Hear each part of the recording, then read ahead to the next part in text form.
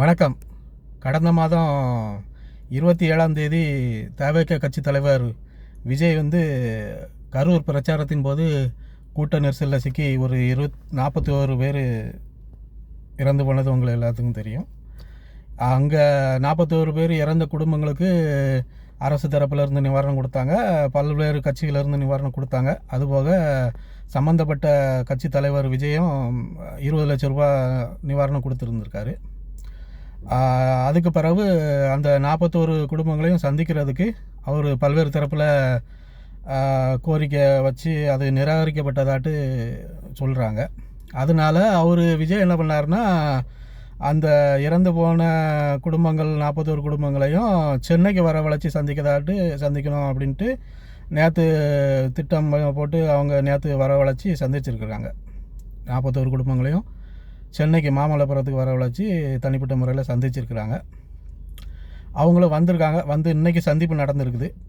விஜய் ஒவ்வொரு குடும்பங்களையும் தனித்தனியாக வச்சு சந்திச்சிருக்கிறாரு. தனித்தனியாக சந்தித்து அவங்கக்கிட்ட துயரம் ஆறுதல் சொல்லி சந்தித்து பேசியிருக்கிறாரு. இனி இதுபோல் சம்பவங்கள் நடக்காது, இது வரைக்கும் நடந்ததுக்கு நான் மன்னிப்பு கேட்டுக்கிறேன் அப்படின்ட்டு கண்ணீர் விட்டு மன்னிப்பு கேட்டதாட்டு தகவல் வந்துட்டுருக்கு. இனி உங்களுக்கு உங்களுடைய குடும்பங்களுக்கு தேவையான உதவிகள், கல்வி செலவு, இதர செலவுகள் எல்லாமே நான் பார்த்துக்கிறேன், எந்த வித கவலையும் பட வேண்டாம் அப்படின்ட்டு ஒவ்வொரு குடும்பத்தையும் தனித்தனியாக சந்தித்து அவர் ஆறுதல் தெரிவிச்சிருக்கிறார். நிறைய உதவிகளை இனி செய்கிறதாட்டு ஒரு உறுதி கொடுத்துருக்கிறார். இப்போ என்ன சொல்ல வரேன்னா, அது மட்டும் இல்லாமல் உங்களை இங்கே வரவழைச்சி நான் சந்தித்து உங்களுக்கு ஆறுதல் சொன்னதுக்கு நான் மன்னிப்பு கேட்டுக்கிறேன்னு சொல்லியிருக்கிறாரு. இனி கண்டிப்பாக நான் உங்கள் வீட்டுக்கு வருவேன், கண்டிப்பாக கரூருக்கு வருவேன், உங்களை சந்திப்பேன் அப்படின்னு சொல்லியிருக்கிறாரு. இனி நீங்கள் சந்திச்சா சந்திக்கட்டா என்ன, அதான் இங்கே எல்லாம் சந்திச்சாச்சே. ஒன்று நீங்கள் அங்கே சம்பவம் நடந்த அன்னைக்கே அவங்கள போய் பார்த்துருக்கணும். சரி, நீங்கள் பார்க்க முடியாமல் போச்சு, கரூருக்கு ஆஸ்பத்திரிக்கு திரும்ப போனாக்கி மறுபடியும் கூட்டம் வரும், அது நியாயம்தான், கூட்டம் வரும், மறுபடியும் தள்ளுமுள்ளு ஏற்படும். அந்த பெற்றோர்கள் குழந்தைகளை இறந்த கோபத்தில் இருப்பாங்க, அது ஏதாவது ஒரு சம்பவம் நடைபெறும், அது ஏற்க தான். அதனால நீங்கள் அன்னைக்கு போயிருக்க வேண்டாம், திருச்சிக்கோ இல்லை வேறு எங்கேயாவது உங்களுக்கு தெரிஞ்சவங்க வீட்லேயோ ஸ்டார் ஹோட்டல்லையோ நீங்கள் தங்கி இருந்திருக்கலாம். நீங்கள் அன்னைக்கு அங்கே போனது தப்பு.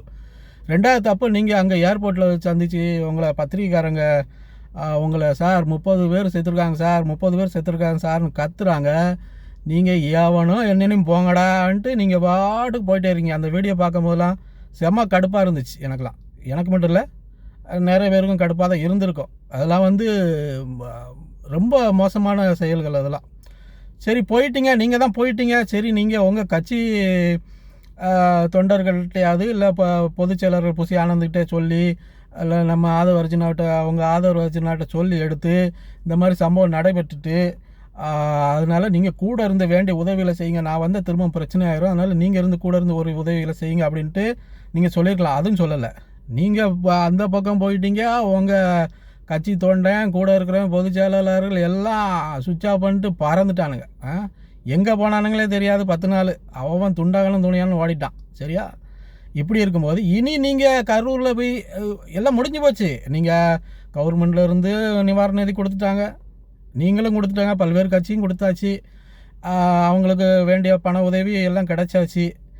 இனி அவங்களையும் நீங்கள் இங்கே கூப்பிட்டு சந்திச்சாச்சு. இனி நான் உங்களை சந்திக்க வரேன், கரூரில் உங்களை சந்திக்க வரேன்னு என்ன அர்த்தம்? அப்போ கரூரில் அந்த 41 குடும்பங்கள் மட்டும்தான் இருக்காங்களா? வேறு குடும்பமே இல்லையா? வேறு மக்களே இல்லையா கரூரில்? அப்புறம் இன்னும் கல்வி தொகை உதவி தொகை செய்கிறோன்னு சொல்லியிருக்கீங்களா அந்த 41 குடும்பங்களுக்கும்? யாருக்கு கல்வி உதவி தொகை செய்ய போகிறீங்க? யாருக்கு? அந்த செத்து போன குழந்தைகளுக்கா, இறந்து போன குழந்தைகளுக்கா? இல்லை படிக்க வேண்டிய குழந்தைகள் தான் நீங்கள் கொண்டுட்டீங்களே, உங்களை பார்க்க வர வச்சு கொண்டுட்டீங்களே, பச்சை பிள்ளைகள்லாம் கொண்டுட்டீங்களே, பார்க்க வர வச்சு நீங்கள் கொண்டுட்டீங்க. அப்புறம் யாருக்கு கல்வி உதவி தொகை செய்ய போகிறேன்னு சொல்லிட்டு இருக்கீங்க? அவங்க இறந்து போன அந்த குழந்தைகளோட அப்பா அம்மாக்கா 1ஆம் கிளாஸ் படிக்க போகிறாங்களா கல்வி உதவி தொகை செய்கிறதுக்கு? இதெல்லாம் என்னன்னு ஒன்றும் புரியல. எல்லாம் முடிஞ்சாச்சு. முடிஞ்ச பிறகு இனி அதை பண்ண பிறகு இதை பண்ண வரக்கூடிய நாள்களை என்ன பண்ணணும்னு பாருங்கள். நீங்கள் இனி அது நிறையா விஷயங்கள் தெரிய வருது. நீங்கள் அதிமுக கூட கூட்டு சேர போகிறேன்ட்டு, பிஜேபி கூட கூட்டு சேர போகிறேன்ட்டு, சிபிஐலேருந்து விசாரணைக்கு உங்கள் புஷி ஆனந்தையும் நிர்மல் குமாரா அங்கே ஆஜராக சொல்லி இப்படி போட்டிருக்காங்க. நல்லமா நடக்குது. இனி நீங்கள் அடுத்த கட்சி எப்படி கொண்டு போகிறீங்க? கட்சியை நீங்கள் எனக்கு தெரிஞ்சு அப்படியே தலைவர் ரஜினிகாந்த் சொன்ன மாதிரி அப்படியே பேக் வாங்குறது தான் உங்களுக்கு நல்லது. இல்லை அதேமாரி நான் செய்வேன் அப்படின்னா தனியாக போங்க, தனியாக நில்லுங்க. இந்த சம்பவம் நாளோட மறந்துடுவாங்க எல்லாரும். அது நம்மளோட இயற்கை தானே. மறதி நம்ம தமிழ்காரங்களோட வியாதி. அது என்ன பண்ணாலும் அது மறந்துடுவாங்க. அதனால் நீங்கள் தனியாக போங்க. தனியாக போய் நீங்கள் எலெக்ஷனில் நின்று 234 தொகுதியிலையும் வேட்பாளரை நிறுத்தி நீங்கள் சந்தித்து வந்தீங்கன்னாக்கி ஒரு கணிசமான ஓட்டு கிடைக்கும். இதுக்கு இந்த கரூர் சம்பவத்துக்கு முன்னாடி ஒரு 4-5% வாக்கு உங்களுக்கு கிடைக்க வாய்ப்பு இருந்து, இப்போ இந்த சம்பவத்துக்கு பிறகும் இப்போ நீங்கள் அங்கே இறந்து போன குடும்பத்தை இங்கே வரவழைச்சி சந்தித்து இந்த மாதிரி அசிங்கப்படுத்தின சம்பவத்துக்கு பிறகும் உங்களுக்கு வாக்கு சதவீதம் குறைஞ்சிருக்கு. இருந்தாலும் நீங்கள் அந்த அளவுக்கு டம்மியாக போயிட மாட்டீங்க. ஓரளவு 1% 2% கிடைக்கும். ஆனால் நீங்கள் அதிமுக கூடயோ பிஜேபி கூட கூட்டணிக்கு போனீங்கன்னா நீங்கள் என்ன சொல்ல வரீங்கன்னா, நாங்கள் அதிமுக கூட தான் கூட்டணி, பிஜேபி கூட கூட்டணி இல்லை, அப்படி தானே சொல்ல வரீங்க? போத்துக்கிட்டு படுத்துக்கிட்டு போத்துனானே எல்லாம் ஒன்று தானே ஐயா. இந்த மாதிரி நீங்கள் அதிமுக கூட கூட்டணிக்கு போனீங்க, இல்லை பிஜேபி கூட கூட்டணி போனீங்கன்னா தண்ணியிலேருந்து மேலே மீன் எப்போ வரும்னு காத்திருக்குமா கொக்குங்கிற மாதிரி உங்களை போட்டு கருத்துக்களால் போட்டு சாவடிக்கிறதுக்கு ஒரு ஆள் காத்திருக்கிறார். யார்? அண்ணன் சீமான் அண்ணன். சரியா? நீங்கள் எப்போ அறிவிப்பீங்கன்னு தான் அண்ணன் தலைவர் காத்துட்ருக்காரு. சீமான் அண்ணன் இல்லை, எல்லா கட்சிக்காரங்களும் அதை தான் காத்துட்ருக்காங்க. நீங்கள் எப்போ கூட்டணி அறிவிப்பீங்க, உங்களை வச்சு செய்யலான்ட்டு காத்துட்ருக்காங்க. சரியா? நீங்கள் கூட்டணி அறிவிங்க, அதிமுக கூட கூட்டணி போகிறேன்னு சொல்லுங்கள். சீமான் அண்ணன் அடிக்கிற அடியில் ஏற்கனவே ஒரு நேரம் அடித்தார். ஒன்று இந்த பக்கம் நெல் இல்லை அந்த பக்கம் நெல் நடுவில் நின்று லாரியில் அடிபட்டு செத்து போயிடுவேன்ட்டு அதோடு அவரை பற்றி பேசுகிறத நீங்கள் விட்டீங்க.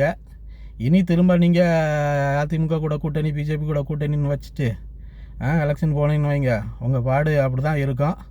இருக்க மரியாதையும் காப்பாற்றுறதா இருந்தால் திரும்பி போயிருங்க. திரும்பி போய் சினிமாலே நடிங்க. உங்களுக்கு இன்னும் வயசு இருக்குது, இன்னும் நாள் இருக்குது. உங்களுக்கு புகழெலாம் ஒன்றும் கெட்டு போகாது. இன்னும் டாப்பு தான். நீங்கள் ஒன்றும் பிரச்சனை இல்லை, டாப் கிளாஸில் தான் இருக்கீங்க. அது கீழே போக மாட்டீங்க. சரியா? இதெல்லாம் இந்த சம்பவம்லாம் மறந்துடுவாங்க நம்மளுக்கு. இதெல்லாம் ஒரு பிரச்சனை ஒன்றும் கிடையாது. திரும்பி போகிறது உங்களுக்கு நல்லது. இல்லை நான் மறுபடியும் எலெக்ஷனில் தான் வருவேன், மக்களுக்கு நல்லா செய்து வருவேன் வைப்பேன்னாக்கி அதெல்லாம் எடுபடாது. நீங்கள் செய்ய மாட்டீங்க. அது உங்கள் கூட இருக்கிறவன் செய்ய விட மாட்டான். சரியா? கூட இருக்கிறவன் கெடுக்கிறதுனால உங்களுக்கு சொந்த புத்தி வேணும் இல்லையா, சுய அறிவுன்னு ஒன்று வேணும் இல்லையா மனுஷனுக்கு. அது உங்களுக்கு இருந்த மாதிரி இல்லை. அவன் அப்படி சொல்தானா உங்களுக்கு என்ன போச்சு? நீங்கள் ஏர்போர்ட்லேருந்து அங்கே சம்பவம் நடந்த இடத்துலேருந்து ஏர்போர்ட்டுக்கு கிளம்பி வர வரைக்கும் உங்களுக்கு யாரும் பேசாமல் இருந்திருப்பாங்க, தகவல் சொல்லாமல் இருந்திருப்பாங்க. அவங்க சொல்லியிருப்பாங்க நீங்கள் யார்கிட்டையும் பேசாதீங்க, எந்த பேட்டியும் கொடுக்காதீங்கன்னு நீங்கள் கிளம்பி போயிருங்கன்னு சொல்லியிருப்பாங்க. அப்போ உங்களுக்கு மனசாட்சி இருந்திருக்கணும். நீங்கள் ஒரு செகண்ட் நின்று பேசியிருந்துருக்கணும். அந்த பத்திரிக்கைக்காரன்ட்ட நடந்து போச்சு, அதுக்கு நான் மனம் வருந்தேன், நான் இப்போ இருக்க முடியாது, நான் இருந்தால் மறுபடியும் பிரச்சனை வரும், அதனால் நான் என் கட்சி புஷி ஆனந்துக்கிட்டையும் ஆதிவர்ஜனாகிட்டையும் நான் சொல்லியிருக்கிறேன், நிர்மல்குமார் மாநில அங்கே உள்ளவங்ககிட்ட சொல்லியிருக்கிறேன். அவங்க இருந்து செய்வாங்க. அதுக்குண்டான முயற்சியில் நான் எடுக்க சொல்லியிருக்கிறேன். அதனால் இது பெரிய மன வருத்தத்துக்குள்ளாக இருக்கிறேன் நான். அதனால் அப்படின்னு சொல்லிட்டு நீங்கள் போயிடணும். நீங்கள் எதுவுமே சொல்ல, எவன் செத்தா எவனுக்கு எனக்கு என்னன்ட்டு போயிட்டீங்க. பச்சை பிள்ளைகள் செத்து போச்சு. மனசாட்சி உள்ளவன் பேசியிருப்பான், மனசாட்சி உள்ளவன் இப்படி நடக்க மாட்டான். இந்த மாதிரி கேவலம் மட்டும் நடக்க மாட்டான். விஜய் அவர்களே, வருங்காலங்களில் கொஞ்சம் திருந்த பாருங்கள். கூட இருக்கவங்க சேர்த்து வைக்காதீங்க. நீங்களும் முதல்ல கட்சி தொடங்கின பிறகு முதல் மாநாடு போடும்போது நானும் ஓஹோ விஜய் வருவார், அந்த திராவிட கட்சிகளை ஒழிப்பார், தமிழ்நாட்டுக்கு ஒரு வெடிவு காலம் வரும், மக்களுக்கு கொஞ்சம் நல்லது நடக்குன்னு சில்லறையெல்லாம் செதற விட தான் செஞ்சேன் நானும். முதல் மாநாட்டிலே சொல்லிட்டீங்களா, திராவிடம் ஒரு கண்ணு, தேசியம் தமிழ் தேசியம் ஒரு கண்ணுன்ட்டு. அது எப்படி திராவிடம் தமிழ் தேசியம் ஒன்றா இருக்க முடியாது. ஒரு நாள் ஒன்றா இருக்க முடியாது. என்ன தமிழனா திராவிடனான்னு கேட்டால் நான் தமிழன் தான் சொல்லுவேன். அவங்கள தமிழனா திராவிடன்னு கேட்டால் நீங்கள் யார்? அப்போ தமிழனா திராவிடனா? ஆனால் பாதி திராவிடன் பாதி தமிழன்னா அது எப்படி சாத்தியமாகாது. அதனால் சிந்திச்சு செயல்படுங்க. கூட இருக்க பேச்சை கேட்காதீங்க. நீங்கள் உங்களுக்கு இதுதான் கடைசி வாய்ப்பு. பேசாமல் திரும்ப போயிட்டீங்கன்னா நீங்கள் உங்கள் மான மரியாதையை கொஞ்சம் காப்பாற்றிக்கலாம். முதல்ல 100% இருந்துன்னா இப்போ ஒரு 75% காப்பாற்றிக்கலாம். திரும்பவும் நீங்கள் அரசியலுக்கு கூட்டணி வச்சு இந்த மாதிரி போனீங்கன்னா உங்கள் கதை முடிஞ்சு போச்சு. இருக்கிற மான மரியாதை இவ்வளோ நாள் கட்டி வச்சுருந்த மான மரியாதை எல்லாம் போயிடும். உங்கள் ரசிகரே திட்ட ஆரம்பிச்சிட்டான். இப்போ உங்கள் ரசிகர்களே திட்டக்க ஆரம்பிச்சிட்டாங்க. இந்த மாதிரி தலைவர் இப்படி பண்ணிட்டார, இப்படி இருப்பாருன்ட்டு. கொஞ்சம் பேர் விவரம் தெரிஞ்சவங்க இருப்பாங்க இல்லையா? உங்கள் கட்சி உங்கள் ரசிகர்களில் விவரம் தெரிஞ்சவங்க இருப்பான் இல்லையா? எப்படியும் கொஞ்சமாவது விவரம் தெரிஞ்ச இருப்பான் இல்லையா? அவன் யோசிப்பான் இல்லையா? இதெல்லாம் ஒரு நடைமுறைக்கு சாத்தியமானதா அப்படின்னு யோசிப்பான் இல்லையா?